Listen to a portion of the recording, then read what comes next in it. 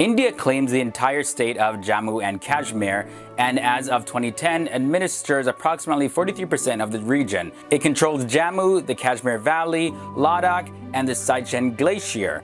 India's claims on these lands are contested by Pakistan, which administers approximately 37% of Jammu and Kashmir, namely Azad Kashmir and Gilgit Baltistan. But who does it actually belong to? Welcome. Now, before I continue, the question I want to ask is, should Kashmir join Pakistan, India, or be independent?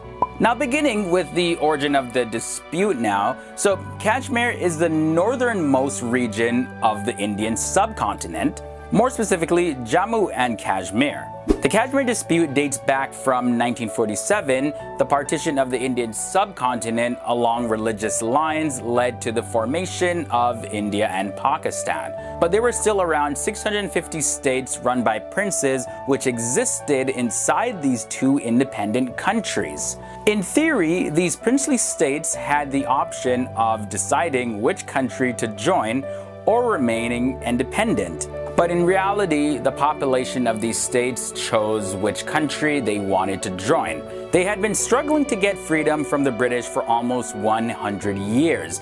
And now that they had gotten what they wanted, they were not going to just let the princes make the decisions for them.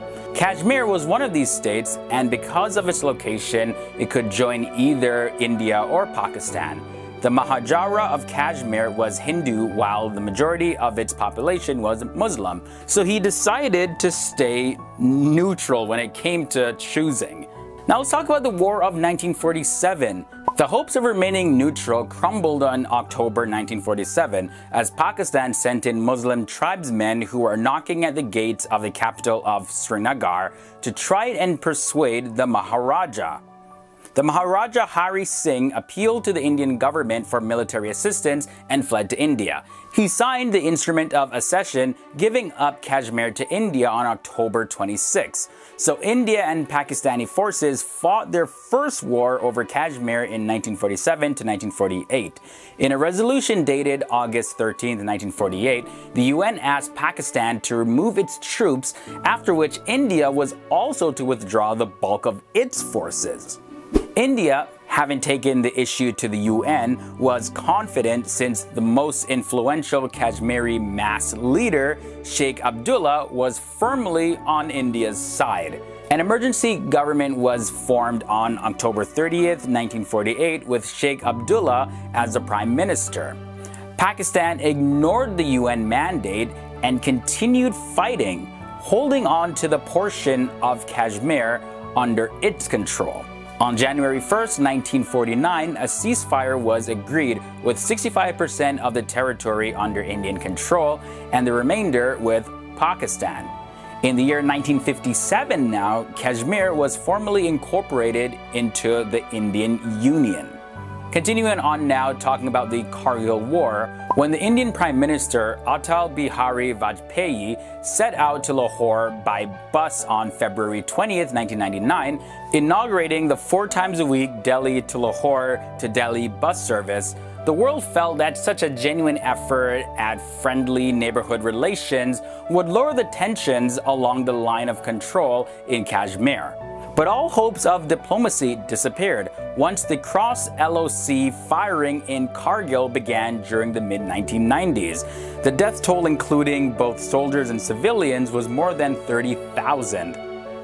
Despite much pressure from the military and the public, the Indian government decided not to cross the LOC. The conflict ended only after Bill Clinton, the US president, and Nawaz Sharif, Pakistan's prime minister, met in Washington on July 4th, 1999.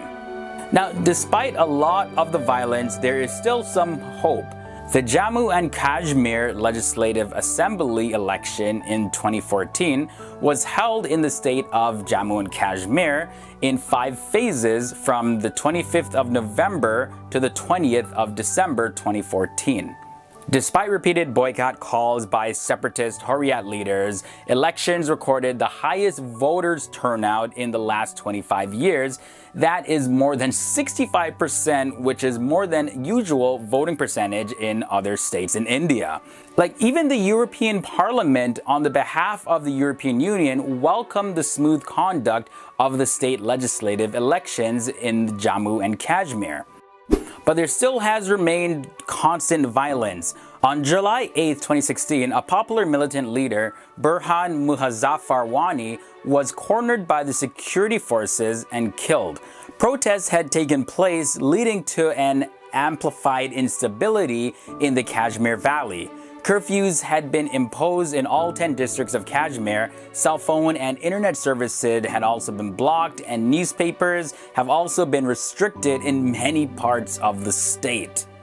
Also, in pretty recent developments, an attack by 4 militants on an army base in India in the state of Jammu and Kashmir on September 8, 2016 was also known as the 2016 Uri attack. That resulted in 19 soldiers losing their lives, as well as the militants themselves. The Indians were particularly shaken by the event, which they blamed on Pakistan. On the Pakistani side, military alertness was raised and some Pakistan international airline flights were suspended. So that was your breakdown and a brief history on the Kashmir dispute from the beginning to current days.